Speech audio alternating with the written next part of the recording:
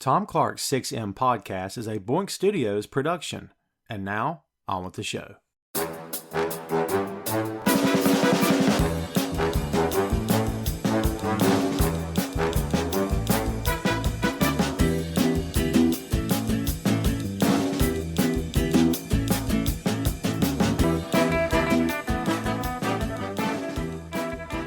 Hey, what is up? Welcome to Tom Clark's 6M podcast. I'm your host, Tom Clark, and in this episode I'm joined by co-host Phil Lindsey.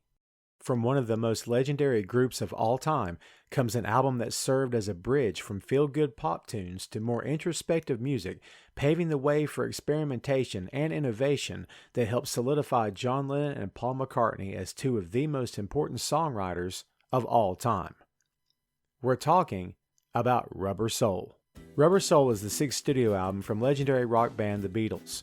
John Lennon, Paul McCartney, George Harrison, and Ringo Starr were on the eve of evolution as they sought to transition from their pop music mastery to more thought-provoking songwriting. Rubber Soul was helmed by longtime Beatles producer George Martin and was recorded over a 4-week period beginning in October of 1965.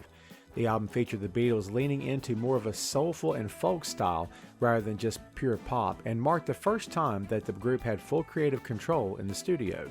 The album displayed a more mature brand of music from Lennon and McCartney, which was a departure from what initially made them stars in America. Much of that maturity came in the form of different instrumentation, including the harmonium and sitar. Rubber Soul was also a departure in terms of how the band approached their way of producing music. Until this album, the Beatles had focused on their songs as singles, but the focus became the entire album itself, a move that would become the norm once the band stopped touring. The overall shift in tone for the band was largely attributed to their admiration for more introspective songwriters like Bob Dylan, who they met during their 1965 North American tour. Lennon and McCartney took their newfound sensibilities and their desire to try new ideas into the studio, and the end result was Rubber Soul. Rubber Soul included 14 songs, with 11 by John and Paul, 2 by George Harrison, and 1 credited to John, Paul, and Ringo. Upon its release on December 3, 1965, Rubber Soul was praised by fans and critics alike for its complexity and for being ahead of its time. It signaled a change of direction for the Beatles and inspired their peers to dive deeper with their own material, including the Rolling Stones and Brian Wilson of the Beach Boys, who released Pet Sounds in response. Rubber Soul spent 42 weeks on the UK charts and was certified 6 times platinum in the United States for selling 6 million copies. It was included on Rolling Stone magazine's list of 500 greatest albums of all time and continues to be hailed as one of the greatest albums ever recorded. And that's the lowdown on Rubber Soul. So we've covered the Beatles on the podcast here before, and it's one of my favorite subjects of all time because they're my favorite band of all time. And I'm into a lot of different kinds of music and a lot of different bands and singers and whatnot. And I'm a big rock history guy as well. But for me, the Beatles are it. And they're just number one. And just look at the careers that these 4 guys had together and independently of each other, obviously. But how many musicians today are inspired because of the Beatles? It's kind of like saying how many people were inspired by Elvis, how many people were inspired by Ray Charles. It's countless. Chuck Berry. How many people did Chuck Berry inspire to pick up a guitar? It's countless. I mean, I don't know if you can ever clearly define what the Beatles mean to the genre of music and rock and roll in particular. And they transcend. They're still iconic. Their images, their albums, and just, the Mop Tops, the 4 of them, the Fab Four, this lingo that never seems to really age all that much. I'm watching Hard Day's Night again right now for God knows how many times I've seen this film over the years. And their humor, their youth, their exuberance, every time the camera's on these 4 guys, they're just lighting up the room. I mean, they're just on point with everything they're doing, all the jokes, the one-liners.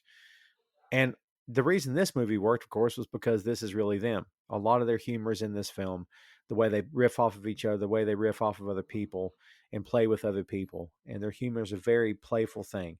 A lot of inside jokes going on. But again, legends, been doing this for a long time. And honestly, in the grand scheme of things, they weren't together all that long, but they churned out some amazing albums. Rubber Soul is the 6th studio album. And to me, this is where, Phil, things begin to change for this band, because the first 5 albums were Shake Your Head, tap your toe, rock out, good old fashioned pop rock kind of thing. And we saw glimpses of what these guys were capable of in the beginning when Yesterday was written. And you're like, where does a 20-year-old come up with the idea for something so insanely deep? And this is like a poem. My God, how did he come up with this? And so there were flashes in the beginning of these guys' careers, especially together. But Rubber Soul really does. I think maybe I've always thought of this album as a turning point. What do you think? Yeah, I think it's definitely one of their first really experimental albums. Um, yeah, they went from, like you said, like a kind of like a pop doo-wop rock band to like this kind of avant-garde band, and that sounds crazy to put that on them at that time, but that's essentially what they did. For sure. And, obviously, Bob Dylan had a lot to do with that. Here was a guy who, at age 18, 19, I mean, go back and listen to that old Dylan stuff. And man, he is way ahead of his time. And I can't even call it protest music, but the war in Vietnam was really starting to heat up. And he was, I can see why the government and other people, certain people in it, considered him a threat and consider him dangerous, because the stuff he was saying was completely anti-government. And Masters of War is a song that jumps into my head. But the Beatles heard Bob and loved it, John especially, and said, "This is what I want to do. This is how I want to get my feelings out into the world." And talk about glimpses of this band before Rubber Soul, dude. Help is John. It's not supposed to be a fun pop song. It comes off that way because it's them, and they play fast tempo, and they got to sell records. But Help was a cry for help. That was John saying, "I'm trapped. I'm losing my mind. I don't know what I'm doing anymore. I'm depressed. I'm anxious. I'm stressed out." So there was already signs of this before, but I really think Dylan was the thing that I don't know. I think you can make the point that without Bob Dylan, we don't get Rubber Soul. Yeah, I agree with that. So like we said, man, 6 albums in, and it really is a tale of two bands at this point, because after this, you're going to see Revolver, which is really stepping up the game. That leads into Pepper, and Pepper is a whole different animal. And that's when we really get into, we're getting to the Beatles off the road, becoming just a complete studio band from top to bottom. Um, in terms of like albums that you listen to, or I don't, I guess I'm asking like a normal rotation. Do you go to the Beatles that often for your regular music taste, or is it something that you pick up occasionally, or where do they come in your rotation? I pick up the Beatles pretty often. They just have standards that they are good for like everyday listening. And that's not to say I listen to them every day, but there are several Beatles records that just age incredibly well. Like they have several timeless records. I think Rubber Soul's got to be considered a timeless record. I've heard people inside the industry over the years in interviews and whatnot say that something to the effect of, people today are still trying to make this album, which makes perfect sense because there's catchy songs on here, there's deep introspective songs on here, there's melodies, there's harmonies, there's everything you expect from the Beatles, but there's with a twist. And before we dive into this, right off the bat, you've got the album cover, which is just the camera's a little distorted, the image is distorted, but that kind of sets the tone for what we're in for, because it's the Beatles, but it's like a different perspective maybe. And I don't know how psychological they were about the cover, but I think this kind of plays into what we're talking about here today with this album being a turning point, being something different for them. I mean, I think the album cover definitely stands out. Yeah, it's definitely different than their other album covers at the time because they were doing all of the you know very much well produced photo shoot that you would expect Right. from such a big band at that time. And this was kind of like when you look at this album cover, it looks like I don't know, it looks like a new band's first cover. It almost looks almost that amateur. You're right. Good call. Yeah. And kids, we got to be transparent here. Drugs were happening pretty hard and heavy here. I don't know if John had taken LSD by this point, and I can't swear that he was the first one, but it seems that that sounds right, but I could be wrong. And it would kind of make sense that John would be the first one to do LSD. But they were all on like smoking marijuana, I think pretty regularly at this point. And I remember Ringo talking about the scene in Hard Day's Night when he's by himself by the water, and it's just an instrumental scene. There's no dialogue or anything, and Ringo would always say, "Well, I got such credit for that because you're doing such great acting." He's like, "I was so stoned, I don't even remember doing it." So it's like they were all floored pretty regularly, getting high, I would say. So look at their faces on that album cover, and it's kind of like, yeah, someone might be high on this album cover. It's a distinct possibility. So I don't know if I'd put it past them, but well, like I said, man, and I think we've come full circle with the whole weed thing. I think in the '60s it was looked at like, what is the argument here? Why are we getting bent out of shape? And then it was vilified for a host of different reasons over the years, and now we've come back around to the idea of what's so terrible about this actually. So it's funny how things change, especially with something like that. But experimentation, is the word you used earlier, Phil, and I think it's perfect for these guys because they were not afraid to push the envelope and do it their way. And I think in that regard, no matter how much people want to think that the Beatles conformed, and I've heard the words bubblegum pop used, and I want to slap everyone within a 10 feet radius of me that has ever said that because I don't think of them that way. They push the envelope, like I said, and they did it their way, and even George Martin had to take a backseat to what Paul and John wanted. That's just how it was with this band. So let's talk about this, man. I'm ready to dive into this. So this was 1965, and this came after Help, and I believe Help came out the same year as Rubber Soul because Revolver was out in '66 and Pepper was '67. So man, these guys are working like crazy, and they're touring the world. They're always on the road, but they're making the time to record. And like we said, man, experimentation going on here. They're maturing on this record. The instrumentation is, I think, a step above what we've heard before. They're experimenting. The sitar is on this album, and yeah, some good stuff happening here.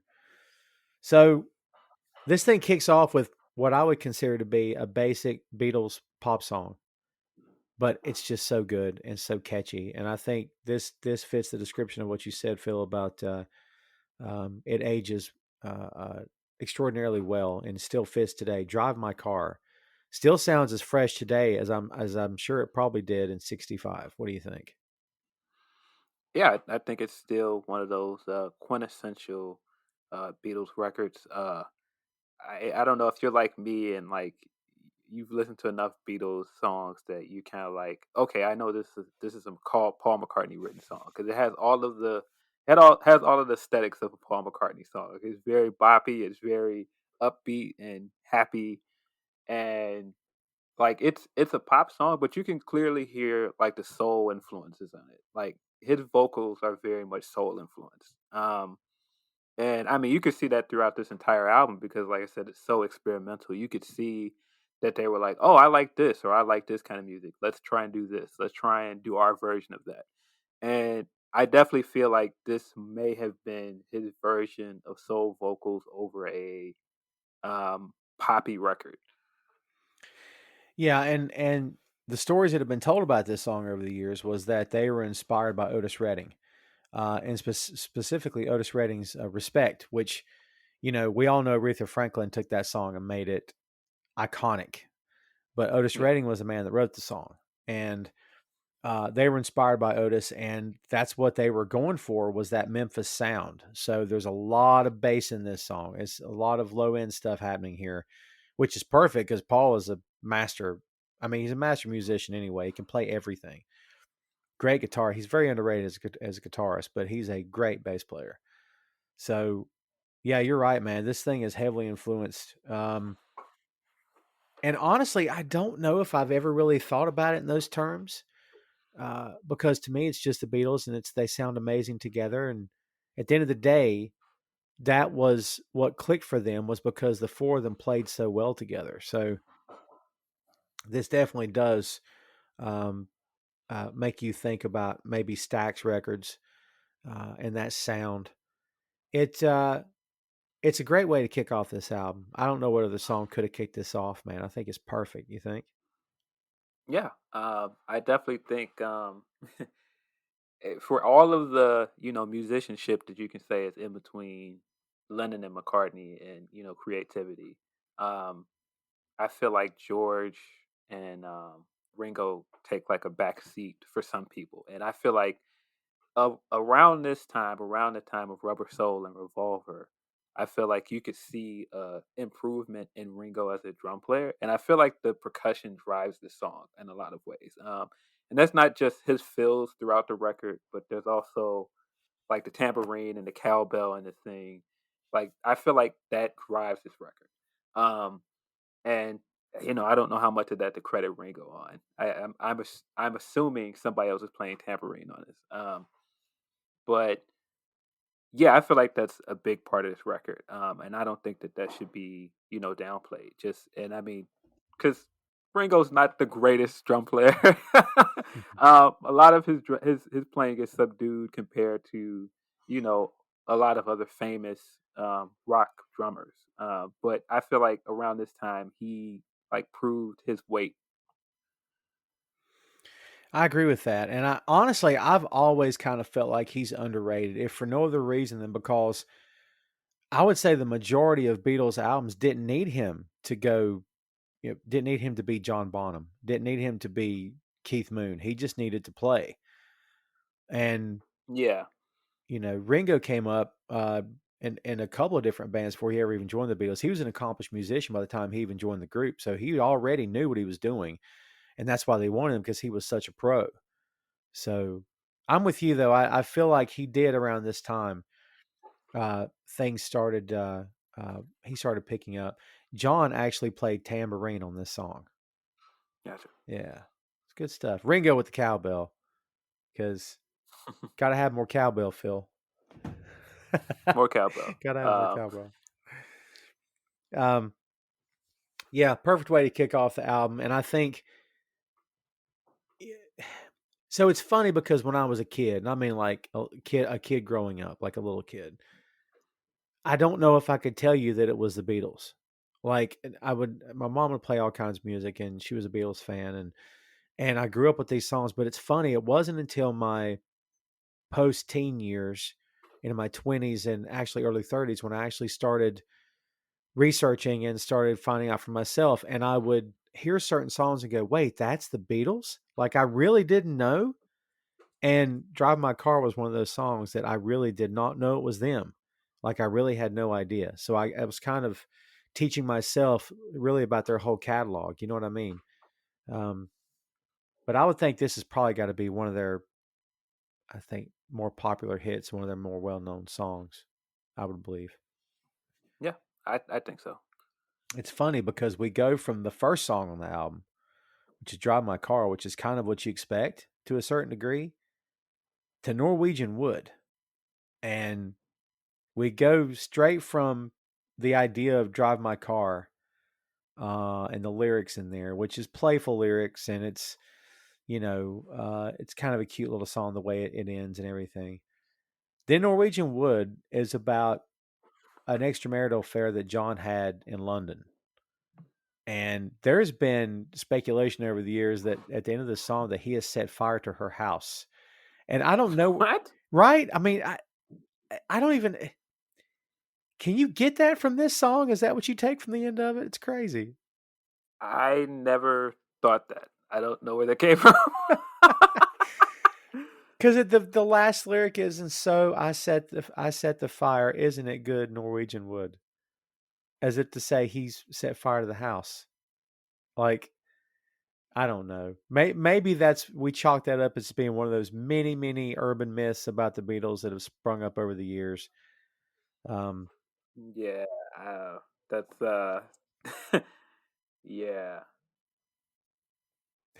I think that might be a little bit too literal. I don't think he meant like literally burning down the house. Yeah, I would think it's more of the fireplace. But like we said, kids, everybody's high in the 60s.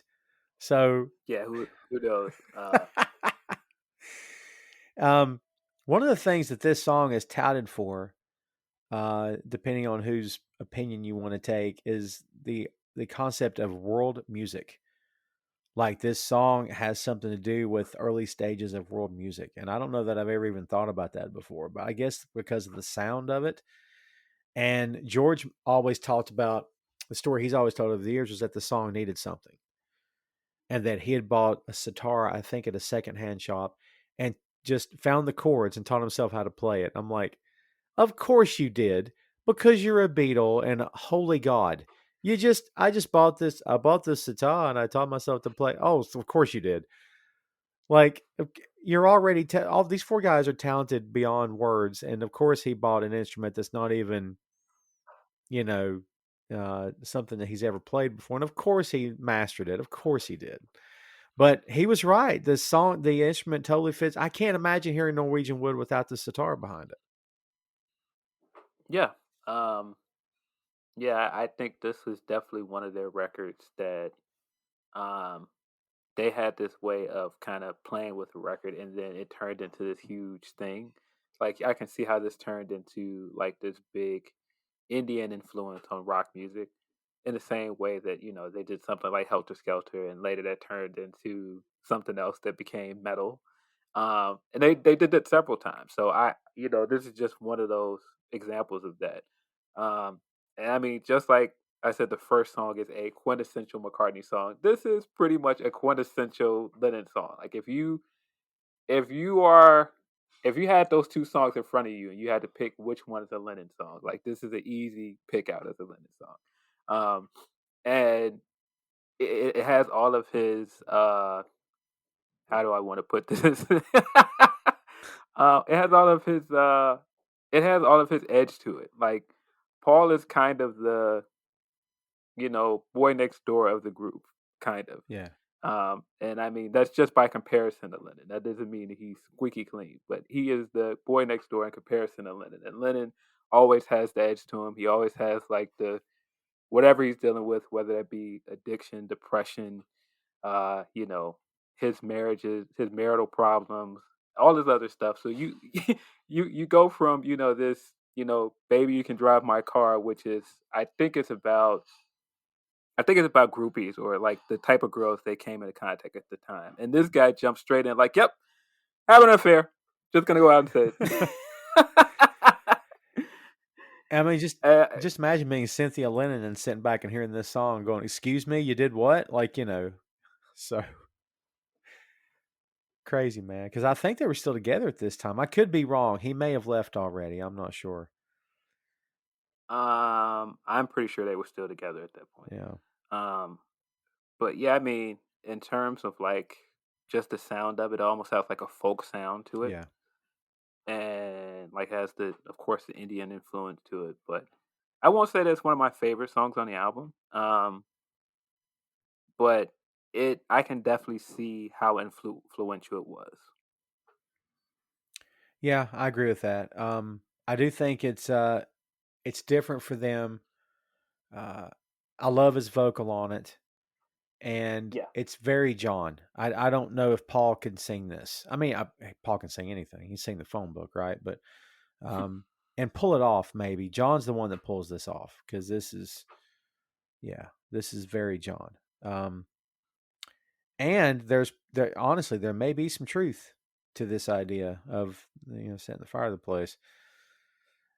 So Paul has said, quote, "In our world, the guy had to have some sort of revenge. It could have meant I lit a fire to keep myself warm, and it wasn't the decor of her house wonderful, but it didn't. It meant that I burned the effing place down as an act of revenge, and then we left it there and went into the instrumental."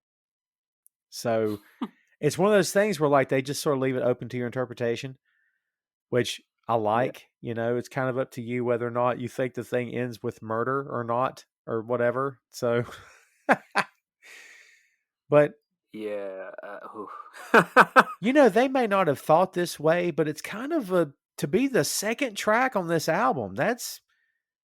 And not like the first track on side B, right? I mean, it's the second track on the album is something this deep. Like that's pretty ballsy, maybe a little bit. You think? Yeah, it's a dark record. Yeah, It's a dark record, and like I said, to come off something so upbeat and poppy like "Drive My Car," it's a risk. I agree with that. And you described it as being folksy. I agree with that as well. It's been called a turning point in folk music, like folk style ballads. Um, and that a lot of it is left up to your own conjecture, whatever you want to make of it.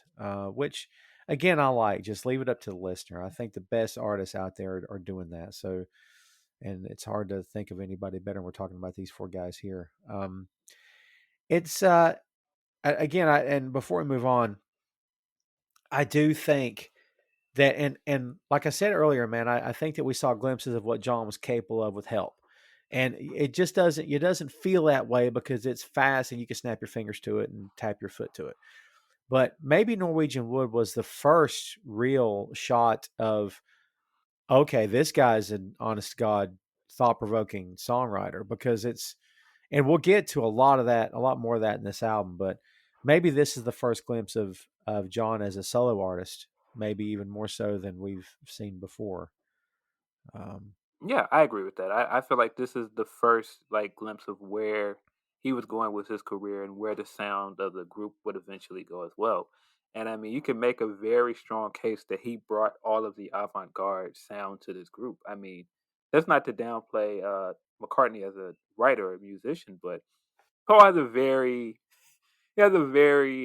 distinct sound and style, and it's not what Lennon does.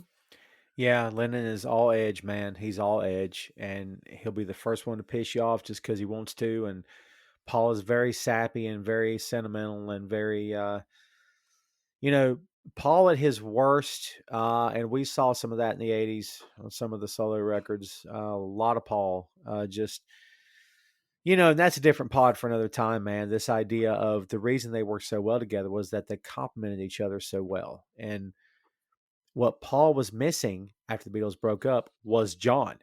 That's Yeah. He needed that guy with that edge because Paul doesn't have that edge, and not the way John had it. So yeah. Um, Speaking of Paul, track number 3 on the album is "You Won't See Me." And kids, maybe I should have prefaced this thing from the jump, as we've done with album reviews in the past. We're talking about the British album here. This is not the nonsense that they did in the States, where they chopped up all the albums and put them all together on these. It's ridiculous what they did. And if you ever try to work your way through the American releases, it's a freaking nightmare trying to figure out what the plan was, because there really wasn't one. They just rushed these songs out. It was more like compilations than they were just straight albums. But yes, we're sticking to the hardcore original British LP here. "You Won't See Me" is a Paul song, and it's credited to Lennon McCartney, as was almost everything they did as a band. But it was written by Paul. And this, much in the same way that Norwegian Wood was written about a woman, this is also written about a woman. It's about Paul's girlfriend at the time, Jane Asher, who was with for several years. A lot of people thought those two were going to get married. They seemed to be joined at the hip all the time, and that they were very much in love, as the kids say. So kind of surprising that it never came through. But supposedly they were going through some sort of a bad patch, and that's what this song is about. But you know what? Even with it, even having said all that stuff, it's still Paul, and he's still, you know, awesome, and it's got such heart to it, and it's still Paul singing it. It's like, I don't know. I don't know if I want to say it's missed the point, but it's him singing, so you're just singing along and not realizing that he's singing about, being depressed, or being, his girl's tearing him apart or whatever. But I really love this song, man. This is one of my favorite songs on the album, actually.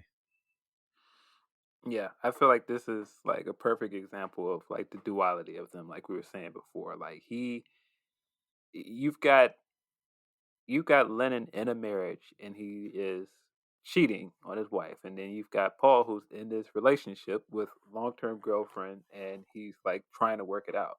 Like this is definitely the duality of their their public personas, because of course we don't know these people in real Right. life.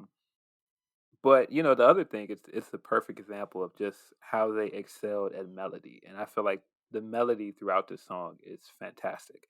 Um, I think that's one of the strong points of it. Yeah, and of the song, Paul was actually inspired by the Four Tops. It's the same old song. Which Oh yeah, yeah, if I hear that in my head, I'm like, "Oh my god, I totally get that now." So, yeah. And I mean, it definitely has those like ties to that sound at that time, like the Four Tops, like the traditional like 4-part harmonies. You could definitely hear that in oh there. yeah. You could definitely hear like the um, kind of the remnants of what they were doing before this, and when they were doing all of the doo wop stuff before that. Like you definitely hear that in this as well. Like I feel like this is like a happy medium of what they were becoming and what they were. Um, Yeah, good call. yeah, I mean, yeah, and I mean, I think much of like I was saying that I think Ringo improved as a musician around this time. I feel like Paul improved drastically as a bass player between this time and Revolver. Like his bass playing around this time is much better, in my opinion. Yeah. And maybe that's just because he was allowed to play different bass lines, and he was allowed to do different things.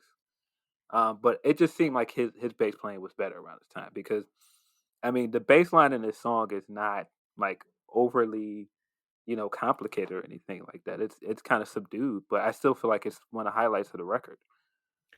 I agree with that. We mentioned the Four Tops already, and Paul has mentioned the word Motown when it comes to the song. That's very Motown flavored, and even mentioned the word James Jamerson.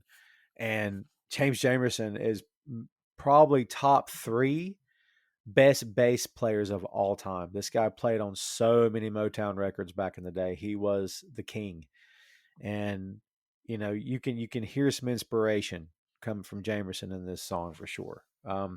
And to your point about sort of this song kind of being a segue, like a bridge between their two personas. Paul said of this time, we had our cute period, and now it's time to expand. Which, dude, you get them. So you get them to the table with the hits, right? And once you get them on the hook, then you can give them what you really want to give them. So maybe that's what we're talking about here. Like, Yeah.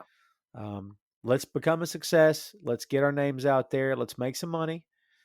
Let's become respected songwriters and have some hits and get some bank accounts pretty secure by now.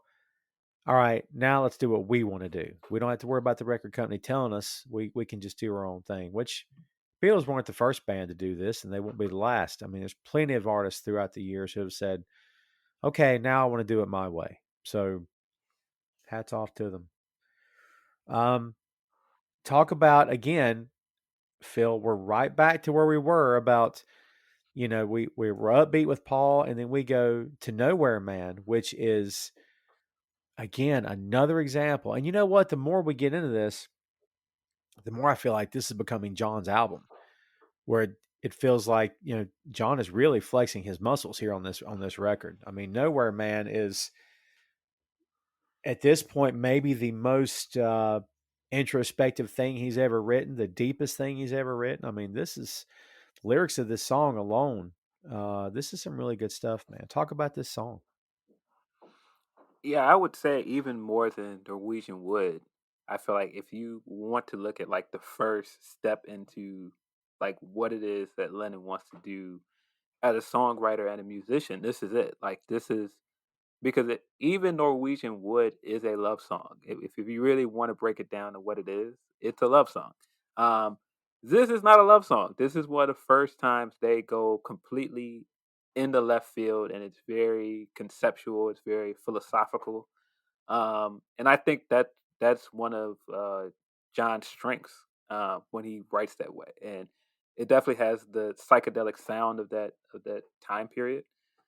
Um, but man, I again like this is it. Like if you wanna look at what would have became, Sergeant Pepper and some of the more conceptual stuff they did later, this is the first hint of it.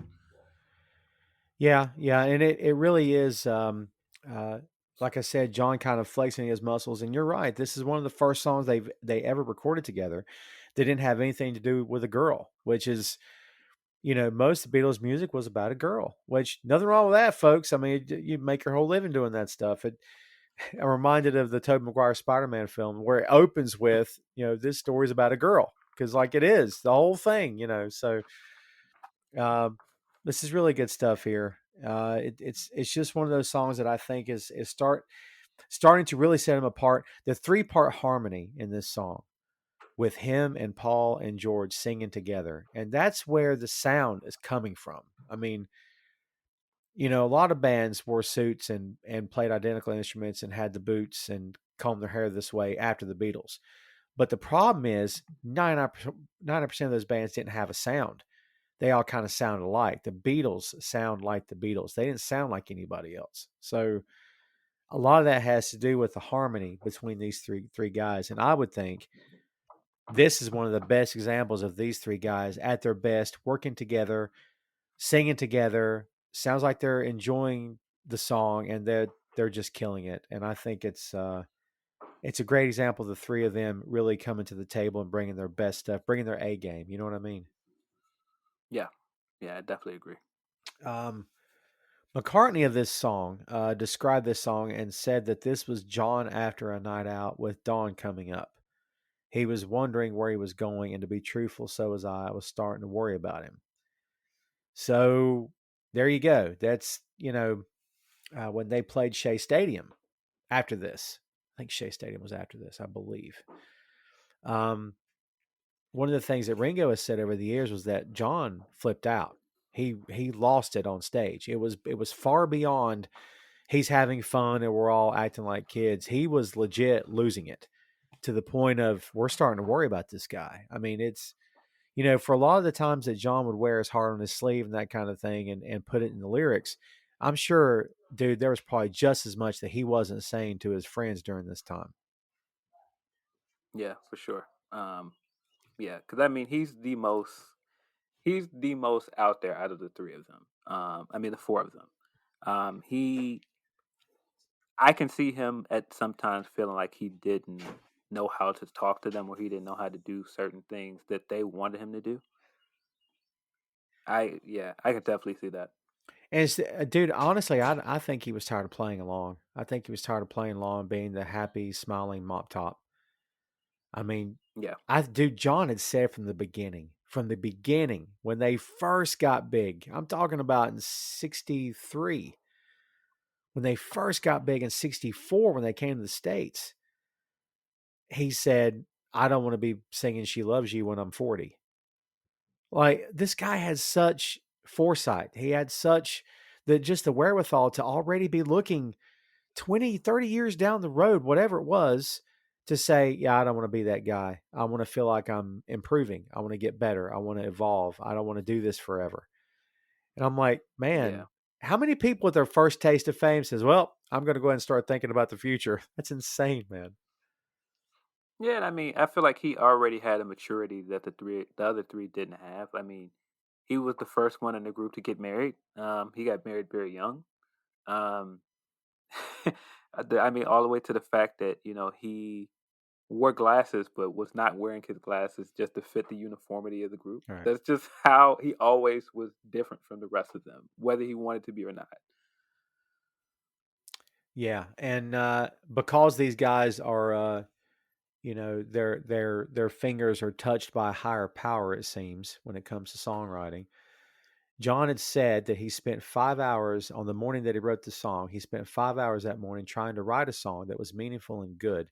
And he gave up and just laid down. And then Nowhere Man came, words and music, the whole damn thing as he laid down. Now, if that doesn't just make you sick and make you want to quit creating anything, nothing will, because it just came to him. It's like yesterday coming to Paul in a dream. I mean, Dude, what kind of these aren't men, Phil. They're touched by God. I'm telling you, there's something going on here. It's crazy. I laid down and it came to me. What? Shut up. That's crazy, man. Yeah, man. I mean, but see, as an artist, and I don't want to, jump into, oh, I am a sophisticated artist, guys. I've gone to art school, and that's not what I mean here. But I think a lot of times, I think what I enjoy about art in general, whether that be drawing or writing, or even painting, is just the magic of being able to turn nothing into something. And I've always, felt like there's something to that is like it's something that people who aren't artists and don't know what it feels like to create anything, they don't understand how special it is. um and to just be able to just take something that's blank, just take a complete blank sheet of paper and turn it into something meaningful. It's like real life magic. That's the best way to put it. That's great. You're right. Something out of nothing. These guys were masters of that. The next track is Think for Yourself. And this is George's first contribution of this, other than the sitar. Um, so this is George here. And there's two things that's been said about this song over the years. The Beatles, in terms of getting political, like the Who would do it, certain bands would do it. The Stones, I don't know if we could say the Stones would get political. I guess you could say to some extent. I don't know how political the Beatles ever really got. I mean, again, John did after the fact, obviously, which is another reason why the establishment thought he was dangerous as well, just like Dylan, much in the same vein as Dylan. But a lot of what this song is has been interpreted anyway as being the idea of thinking for yourself. It's a political statement. Think outside the box. Don't let anyone tell you how to think. Don't let anyone tell you how to feel. This is up to you. That kind of thing. I don't know if I ever really took that from this song. I don't know what I did take from it because it does seem kind of like the lyric is, I mean, do what you want to do, go where you're going to, think for yourself because I will be there for you or be there with you. So he brings it back around to make it sound like he's talking to a woman, but I don't know. I guess you could dissect this thing and take the first part of that and say that they're talking about something else. Yeah, I mean, yeah, George is my favorite Beatle, and this is definitely George in his bag. I mean, it is more of a traditional, like, fuzzy rock record than anything else on this album. And I feel like usually when George writes a song or composes a song, that's how it is. Like, it stands out because it's more of what you consider like a banger, if you want to call it a banger. Um, and this is it. Like, and I mean, even the lyrics, and I feel like he brings his own he brings his own philosophical ideals to it and his own political views that you wouldn't get from John. I feel like his views are different than John's, and that's kind of the other thing that makes this band so genius in some ways, that the three of them are so different. And I mean by the three of them that have brought songwriting, and that's not to say that Ringo hasn't written the songs, but when we think of all of their best songs, it's between the three of them. Oh And yeah. I feel like what you would get out of George's thoughts are drastically different than the other two. George is more of the Zen philosophy. He's more of Uh, so as I was making the joke about the higher power, that's where George is coming down from. That's more of looking at yourself, dealing with yourself, even the harsh reality of it, just and going deep, going into yourself. That's where George is coming from, and so he's always been, I guess, the thought provoking. Because man, they all four had their own unique personalities, and Ringo was I don't want to say religious is the wrong word, but he was more of the introspective one, I guess, to a certain degree. Like Paul had the heart, John had the edge, George had the soul, maybe, is what I'm talking about. I mean, you're right. It does come through in this song for sure. Yeah, I mean, man, I hate phrasing it this way, but in a lot of ways, Paul and John are more self-centered than George is, Mm. and it shows in their political views and their ways that they look at the world. And that's not to say that um, George is a better person than them. But when I say self-centered, I mean that Paul's Paul's way of doing things is is very much I'm in control. This is what we're gonna do. Like he's definitely looked at as a control freak in some Oh ways, yeah. and that isn't in a bad way. It's just how he creates. It's just who he is. Um, and John is self-centered in the sense that he has so many personal demons. He has so many personal struggles that he deals with, and that doesn't mean that he's self-centered in a way that he doesn't care about what's going on with him, but he's got so much going on that he deals with, and I feel like that comes out in his songwriting. And not for nothing, man, but John was insecure. I mean, Yeah. he knew what he could do. He was confident in his ability, but like he was insecure, man. I'm not saying he was the kind of guy that didn't want to rock the boat, but I think a lot of times he just, whereas like you said, Paul was a control freak. He was 100%. But you're right. That's the way he creates. It's, if you can't see it the way he sees it or hear it the way he sees it or hear it the way he hears it in his head, then he's going to get frustrated. And we saw that with the Let It Be stuff. I mean, he gets openly frustrated. And that's not to vilify him or make him sound like a misunderstood hero either. I mean, a lot of that was uncalled for, right? But it's just, like you said, it's the way he creates. With John, I always got the impression of, okay, here's what I want to do. You guys hang on and see what you think. Instead of it being, here's what we're going to do, and this is where we're going to play it, and that's the end of it. So I think maybe John was. It's funny to think that John Lennon is the easiest to get along with of the two guys, but maybe that is the case to some extent. Yeah, maybe so. But I mean, yeah, when you look at George's contributions as a songwriter, I feel like they've always come from a very different place. Like they've come from a softer place than those two. Right. For sure. For sure. Um, a lot of Dylan on this song as well. Dylan is, I'm telling you, man, maybe this is the Bob Dylan album. Maybe that's what we should call this thing. Because he really does have like a major impact on this band for sure. It changed a lot of the way John thought about songwriting was when he met Dylan. When he first heard Dylan and when they got to meet and hang out with this guy, it really changed a lot of things for John and Paul both. Um, and this was, let's see, this did take place after Shea Stadium. So yeah, John's very much in that mind space of, I think I'm losing it. I don't know what to do, and I don't know how to handle anything. Tom Clark 6M podcast is sponsored in part by Radius Law Group. Every day, Radius helps individuals, families, small businesses, and nonprofit organizations throughout North Carolina, Florida, and Pennsylvania resolve their legal issues by providing effective legal counsel in the areas of estate planning, as well as elder law and Medicaid. Radius Law holds the radical belief that working with a lawyer can indeed be enjoyable. So give them a call at 1-800-519-5667 for more information and tell them that Tom Clark 6M Podcast sent you. The Word is next, and I freaking love this song. It's one of those songs you can sing along with if you got a high pitch, if you can get your voice up there. Because at the highest peaks, Paul's really hitting those notes on this song. Um, I really love this song, honestly. And um, according to John, this was mostly his song. Again, the writing goes credited to both guys.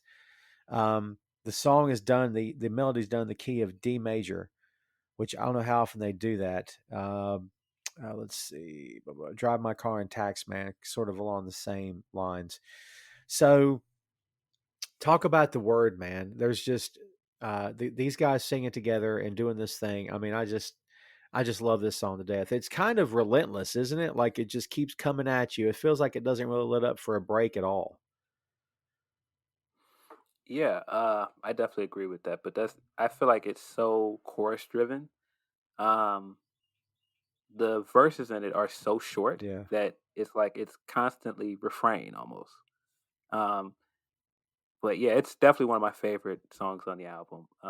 Just because it's so catchy, it's so upbeat, um, and I feel like just the rhythm on this thing is great. Like I feel like it's one of the better songs in terms of rhythm and harmony on this thing. I mean, just the bass line, the rhythm guitar on it for the chorus, because the chorus, like I said, drives this thing. So that's what you hear the most. and it's so simple, but it's just so catchy. Uh, One of the other things I really like about it is I don't want to say it. It almost acts like a pre-chorus because it's the beat change that hits when they go into the verse. Right. But because, like I said, the verses are so short, it almost acts like a pre-chorus, and just the way that it switches back and forth is it's so cool. And John's vocals on this thing. I mean, this is raw John Lennon. This is him with, like you said, the verses are short, but man, he's really, his voice is really like maybe getting thin here. He's really killing it. Like he's got a lot of gravel to his voice on the verses of the song. Man, it's a nice touch. It's really good stuff. And it reminds me of uh, when they recorded their first album, when Twist and Shout was the last track on the album, right? And the story was that they saved it because they recorded the album in sequence of how the tracks are on the album. They saved Twist and Shout because John's voice was going to be wrecked after he did it. So that's why on Twist and Shout he is screaming his voice out because he saved it to the last. And his vocals on this song, I don't know if I could say that they match, but this is a lot of gravel, a lot of good stuff from John Lennon on this song. Um, and I don't know, man. Like, uh, I don't know. It's just there's not a lot that was able to find about this song, to be honest with you. But I take a lot of it just from memory. But I don't know. It kind of feels like we're back to the romance thing again, and it's again because we're flipping back and forth, like it's like changing the TV channels, right? But basically, this is sort of more of like a standoffish tune, like, "Hey, look, you don't want to be here. I don't want you here. There's a door. Get out." That's kind of what it feels like to me, man. Yeah, it does. I mean, it definitely has like it definitely has a sweet message to it, but it definitely, like I said, has like a driving and like abrasive feel to it as well. And then maybe that's just because it's so upbeat and it's so, like I said, the chorus is so repetitive. Oh yeah, yeah, for sure, yeah.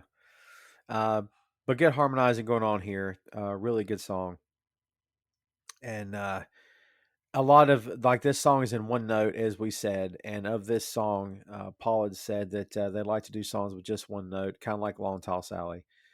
And they get it. They did it here with the word. So I dig this song a lot. It's one of my favorites on the album. Michelle is actually um, the name of my second bass because if you're a dude, you got to name your instruments, man. It's just something you do.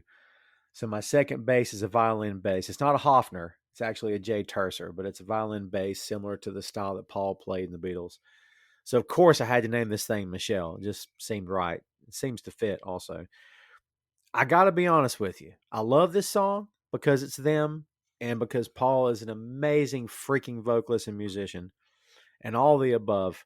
It's not one of my favorite Beatles songs. And I don't know if it's the French that throws me because I want to sing along with it and I freaking can't, even all these years later. But I can't say this is one of my favorite Beatles songs, man, if I'm being honest. I think it's one of my favorite just because it's so different. Um, and it's like their first like when because they're they're a European act, and but at the same time, a lot of their early music is very Americanized. It's very westernized in some ways. I feel like this song is very Euro rock. Like it's very Yeah. it's a very different sound than what they were going for before. It felt like if anything, they were like, no, we've already done that. We've already done like the crossover American style music. Like this is like music from over here. And I mean, you can make the same case with the Indian influence and some of the other things they did later on this album. But this album definitely was like, nope, we're gonna do worldly music. We're not trying to reach the American charts with every record. Yeah. They already had the American charts sewn up. They were, Like, yeah, exactly. yeah. But yeah, this is definitely a big shift for them in terms of like the style of music they were making. and that's why I enjoy it so much. And I mean, you can't beat Paul McCartney, flexing and speaking French to women and going, "Yeah, I do that." So supposedly he learned enough French for this song, but I don't know that he can. I don't think that he speaks it fluently. I think he learned enough to just sing the song. It did get Song of the Year, got the Grammy for Song of the Year in '67, so that's a good thing. Um, he said of this song that he had written it in the style of Chet Atkins, which is a country guy, obviously, finger picking the song. And that's kind of where he took the inspiration from. He wanted to write something with a melody and a bass line in it, and had it as an instrumental in C. And so here's the story of the vocals. Supposedly, the words of Michelle, the origins are in the Parisian left bank culture during McCartney's Liverpool days.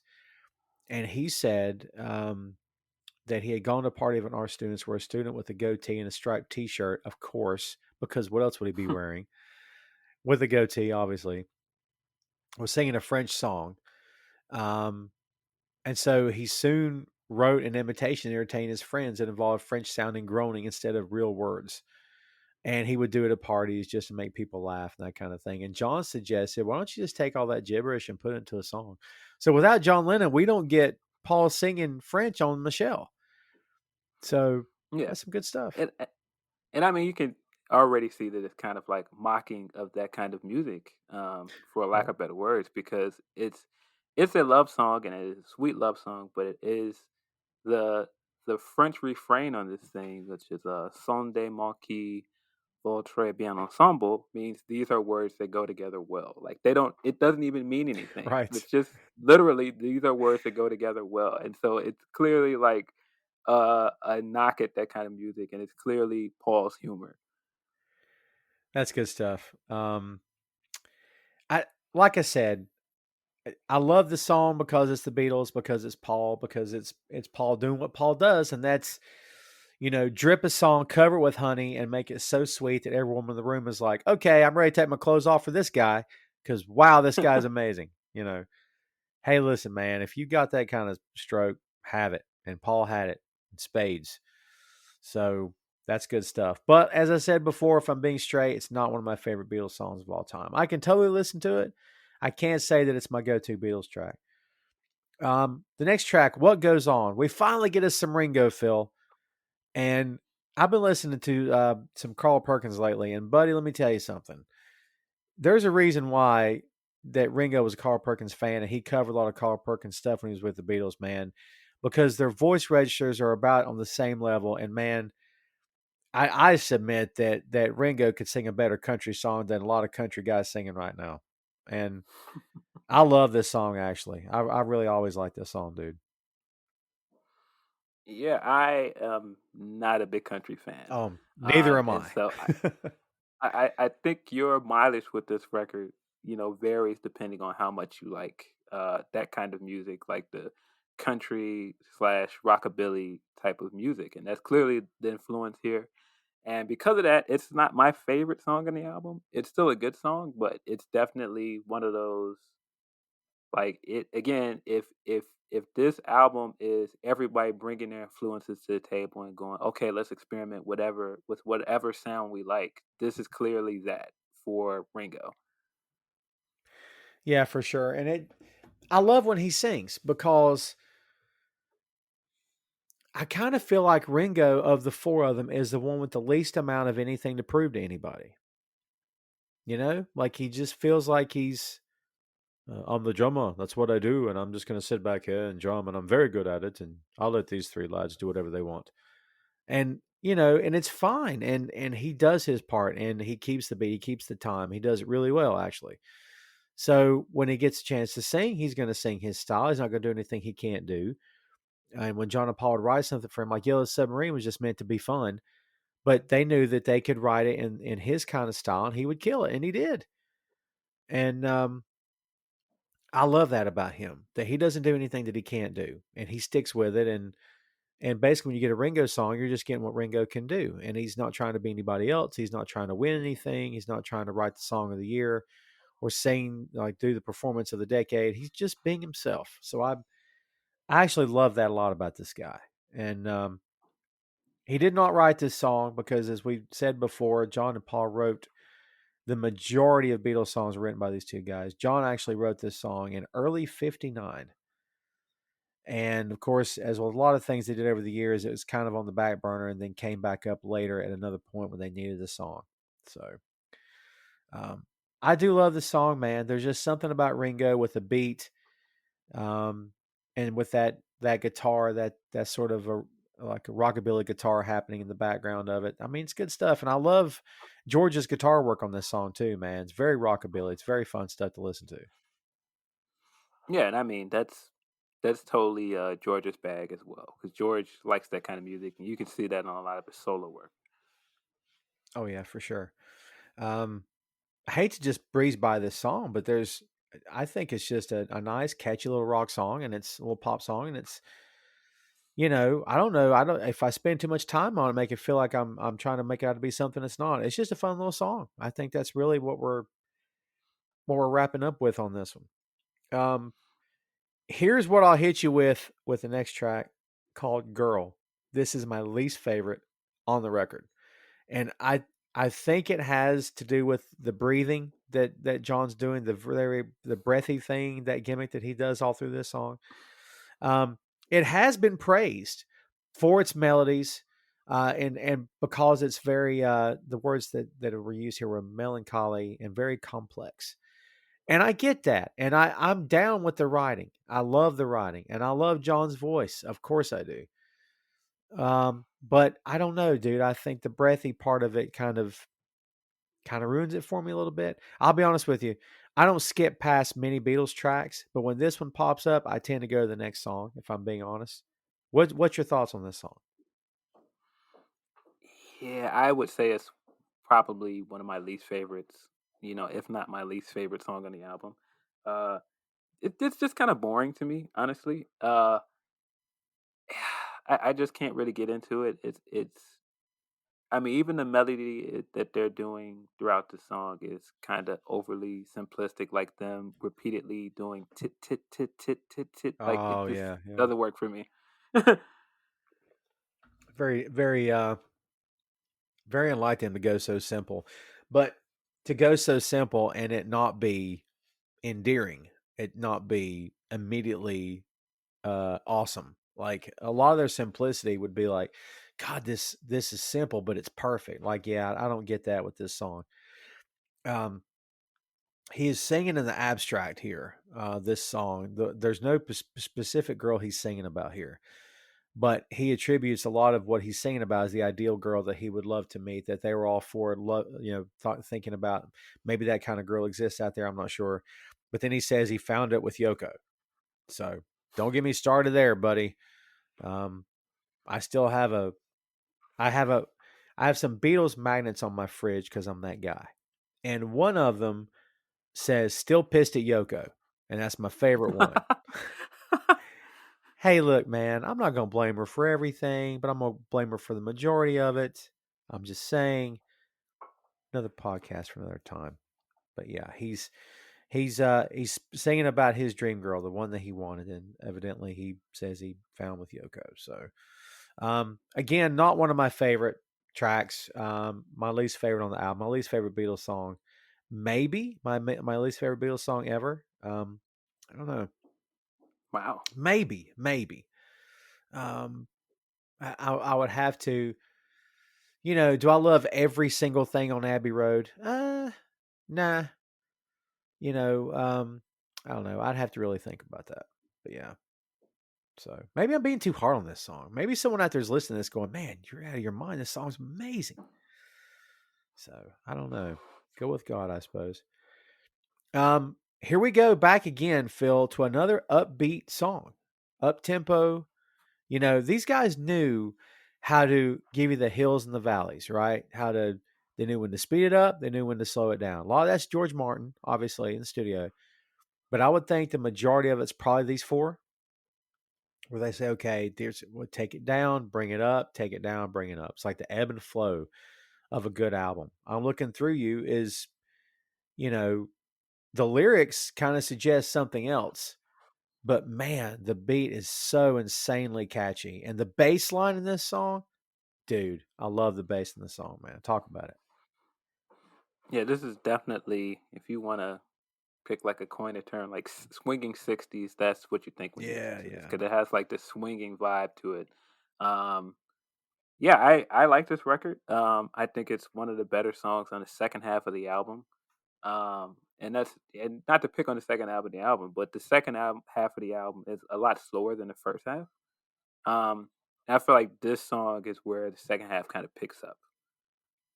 Yeah, I agree with that. And as with other instances on this record, this song's about a girl, and it's about once again Jane Asher, Paul McCartney's girlfriend at the time. So, remember when I made the comment that it seemed like these two were made for each other?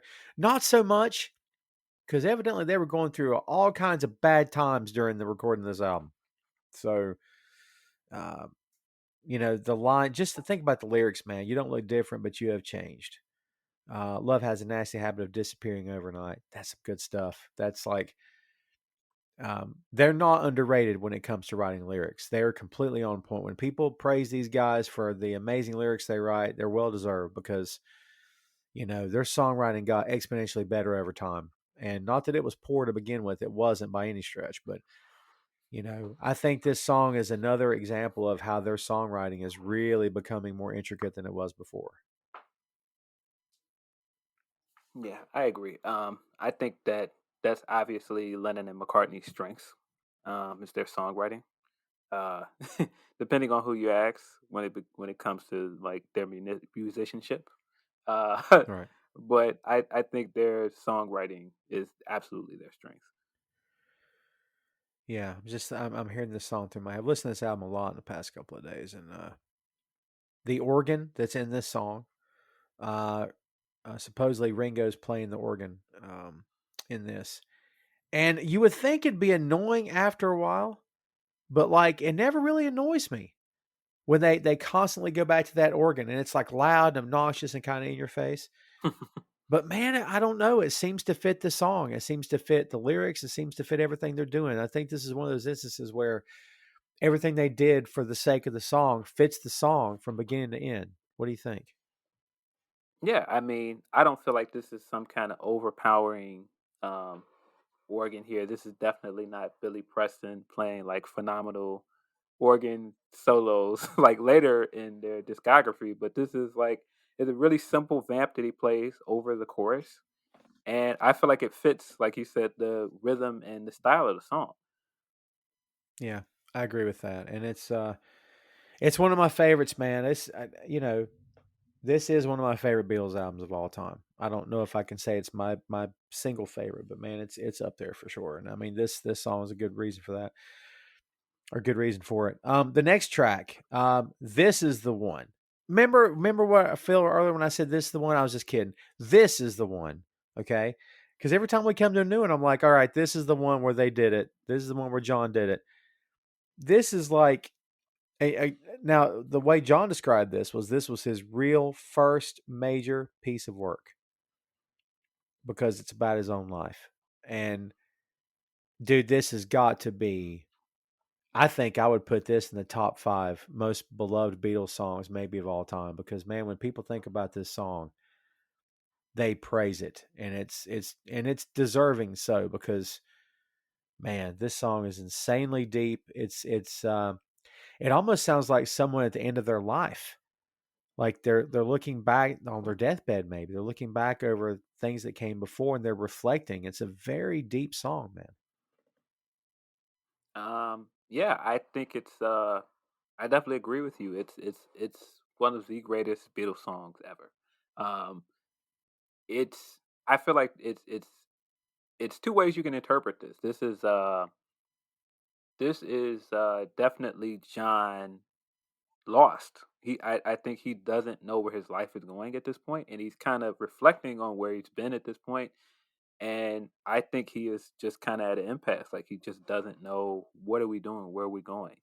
And I think at the same time, this is also a reflection on who they are as a band. And they had so much success with their first 5 albums, and kind of going like, we did this thing that is like made us world renowned, but it's like, I don't want to do that anymore.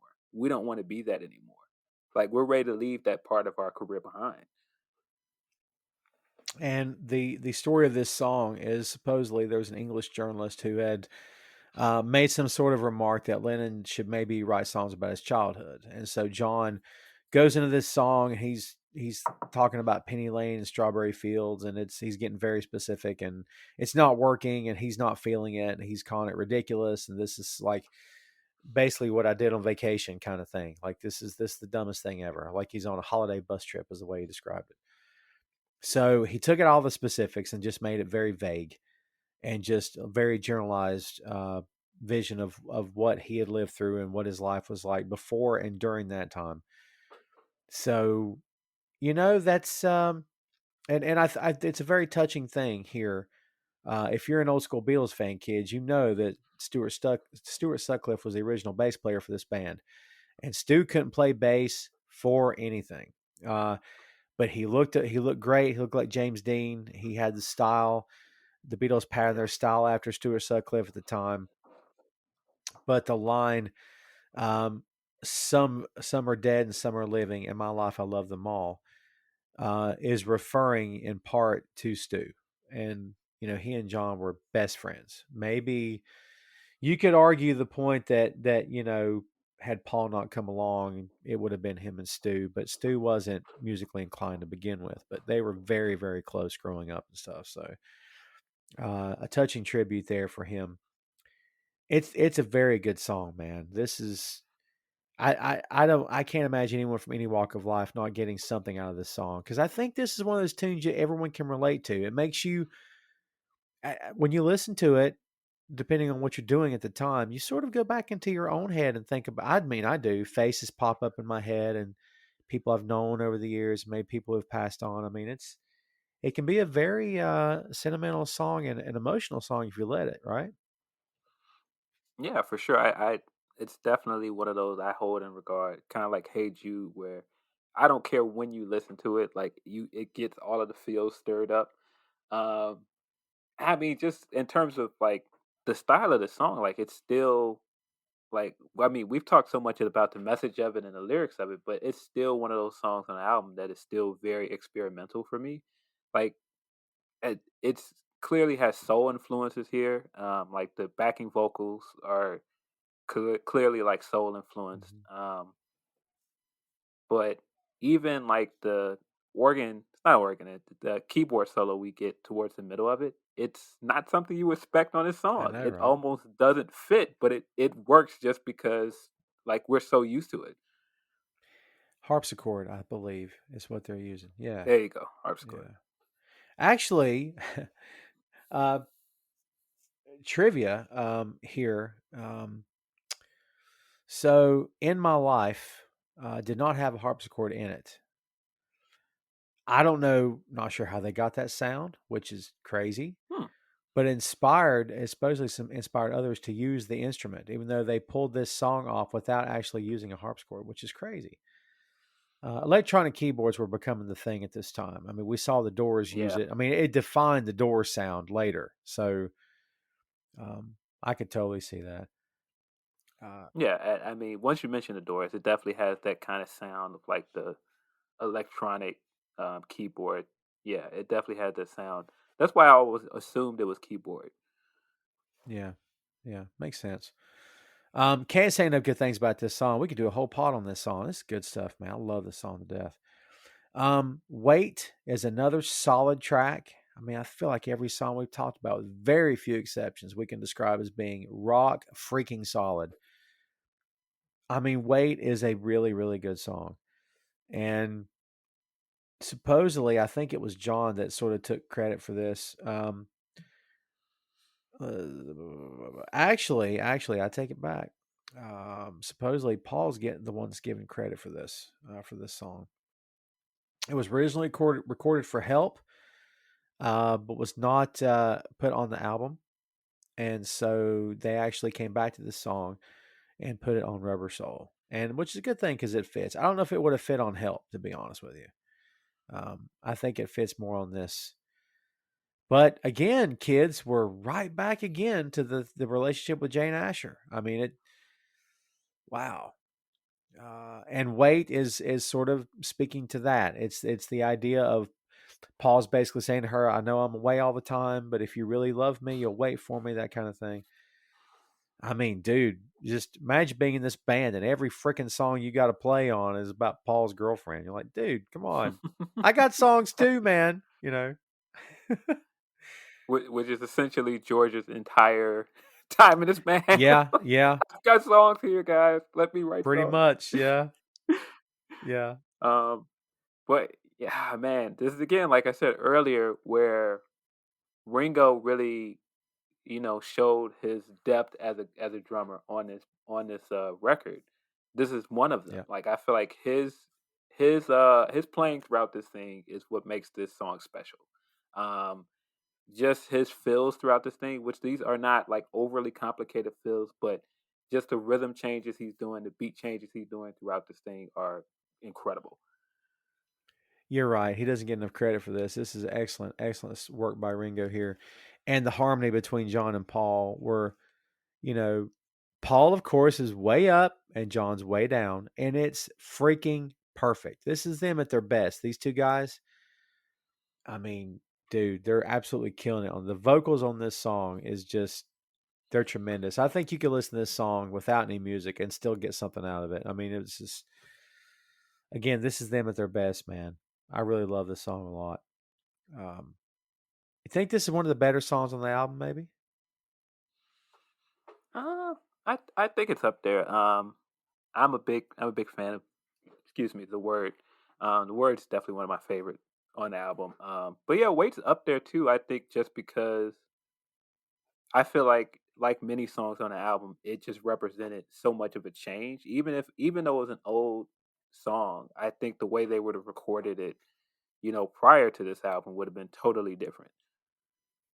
Yeah, I agree with that. And again, the musicianship of these four guys, they're on point. Everything's working on this song. And yeah, I mean, I can't say enough good things about it. I really love this song to death. It's really good stuff.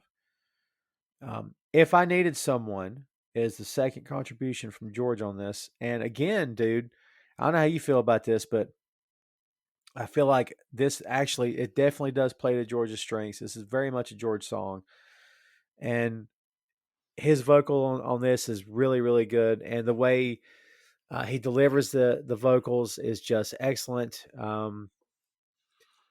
The way he pronounces the word love just sticks with me. Love, just the way he pronounces it and stuff, it kind of hangs in my head after he sings it. And um, this is a really good song, man. And it only got up to number 20 on the singles charts, which is kind of surprising because I think the song is excellent. Um, he wrote this song for Patty Boyd, and boy, there are some Patty Boyd stories along the way there, Phil. All kinds of stuff. And actually, she was an English model, and he married her in January of '66. And Um, yeah, isn't isn't something written about Patty as well?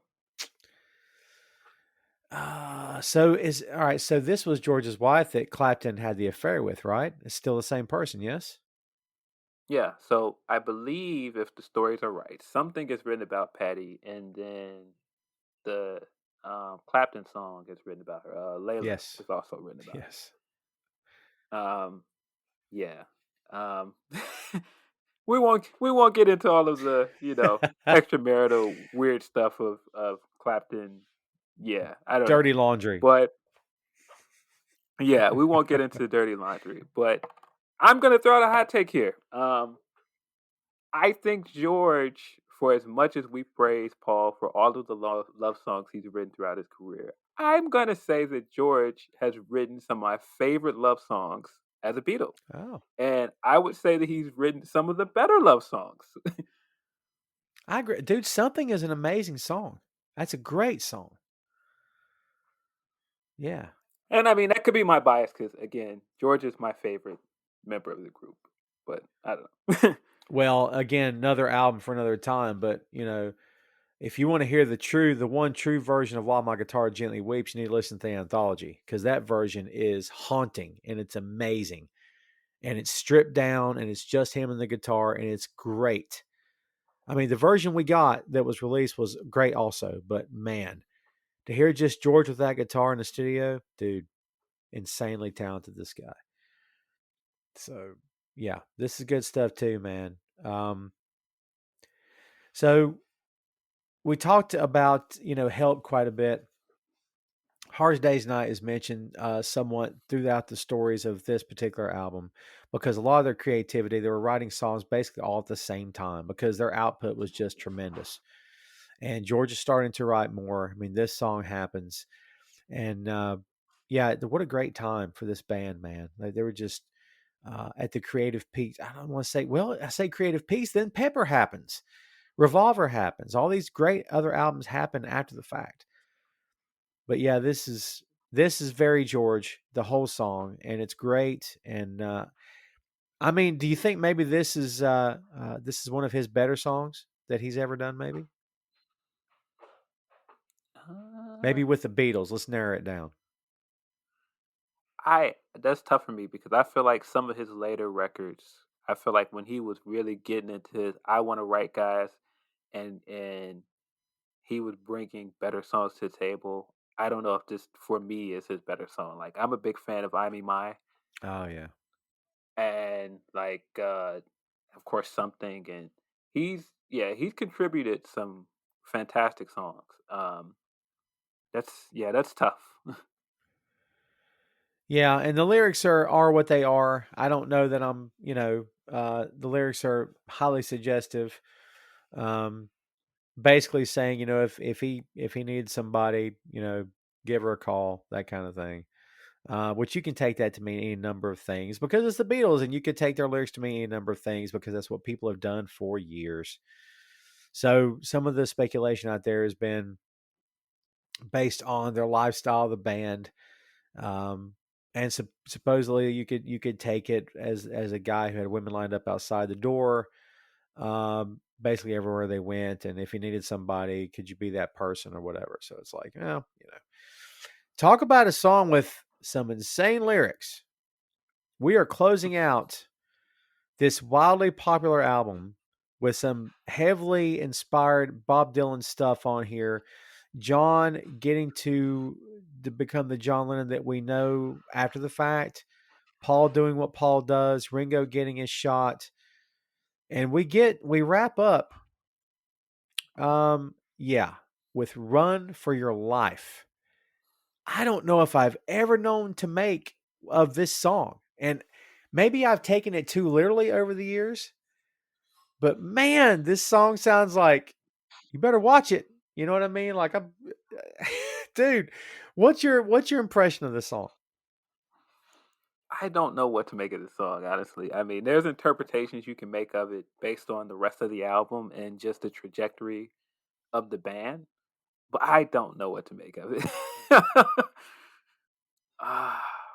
Because I mean, you could easily say that they started off with this very poppy record with Drive My Car, and then at the end of it, they were like, "All right, like we basically burned down a house to go all the way back to the middle of this. We burned down a house of what we created and what made us famous. Like here we go. Like this is it. Like we don't know where we're going from here. So this could be something you guys hate, and you might want to jump off the bandwagon. But this is what we are now." Yeah. I'd rather see you dead, little girl, than to be with another man. The line was taken from an Elvis Presley song, Baby Let's Play House. So yeah. Um yeah, I don't it's one of those songs that like it's crazy catchy and you can really move your foot to it and really snap to it and stuff, but like do you want to go around singing these vocals out loud? Maybe not. You know, Yeah, probably not. run for your life if you can, little girl. Hide your head in the sand, little girl. Catch you with another man. That's the end, little girl. Like, oh my God, dude.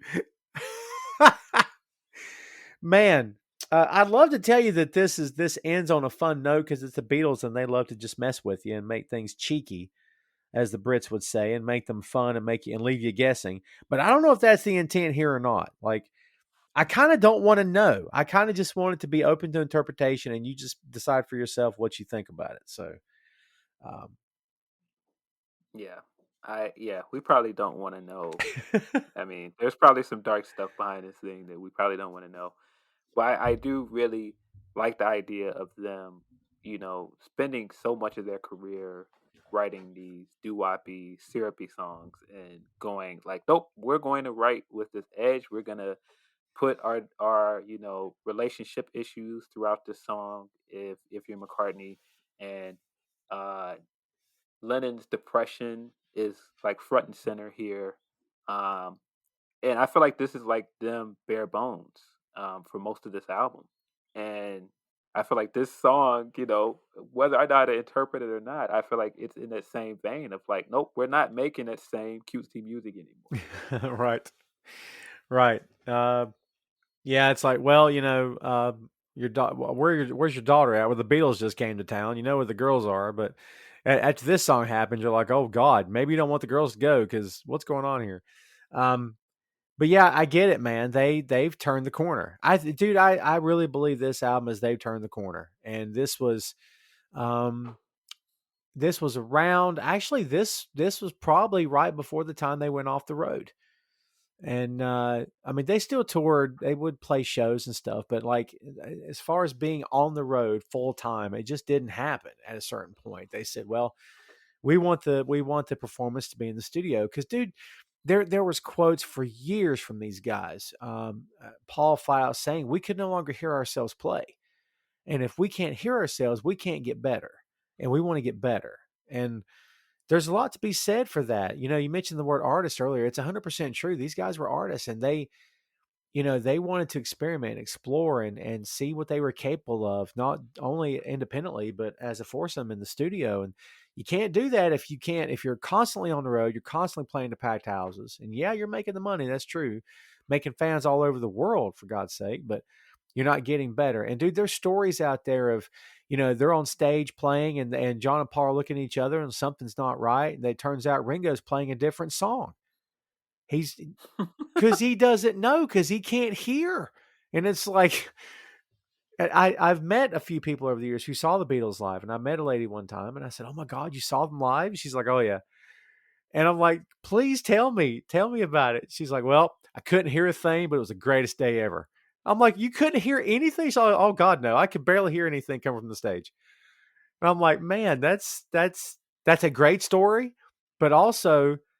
What kind of great music did you miss out on? And were they even in tune? How do you even know? So Yeah, I mean, that was indicative of the time period. And of course, that was indicative of, Beatlemania at the time. Like Beatlemania and, their artistry are two different things. right, Like just the phenomenon of, what happened when they came to the States and just how it just became such a big craze is just I can understand why that got tiresome after a while. Like I don't want to keep having to do this. I don't want to have to keep touring.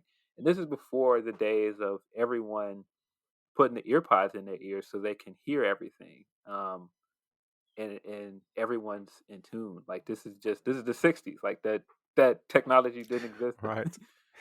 Very good point. I mean, you'd have to cup your ear with your hand, which is like that you could hear yourself sing. And even then, you couldn't do it in a Beatles concert. Forget it.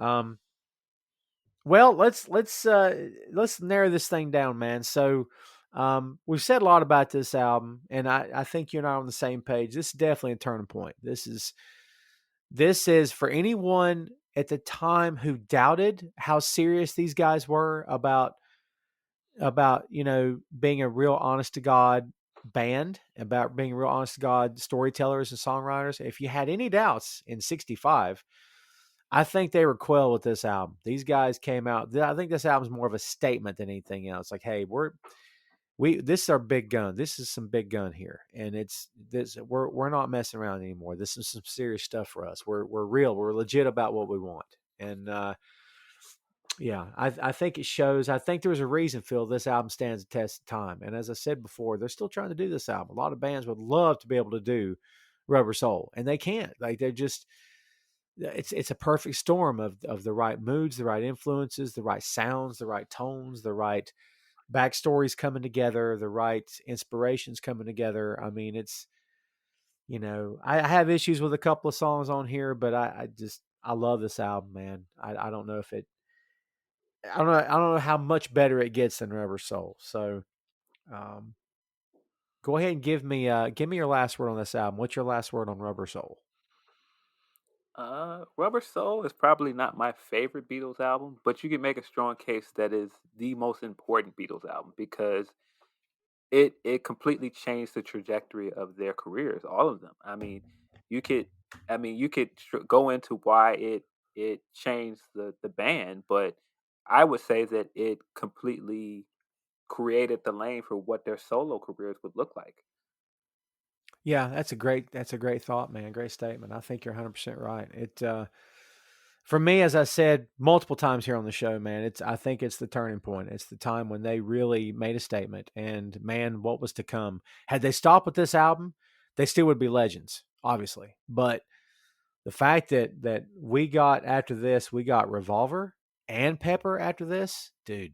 Like, this is a band that's very sure of who they are. There's no mystery as to, they know who they are. They know what they can do as a foursome. They know what they're capable of as songwriters, and it's on display here in this album for sure.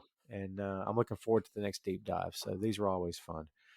But this is a good one, kids. In this day and age, you download this sucker. No more. I mean, well, it's still on vinyl. For God's sake, go old school. Get yourself a vinyl copy. You want to hear the real thing? Hear the pops and scratches. Make it happen. Just saying. Go old school with this because it deserves it. And that is Rubber Soul. Hey, thanks for listening to the show. Check out our social media on Twitter, Facebook, and Instagram at 6M Podcast. We'll see you next time.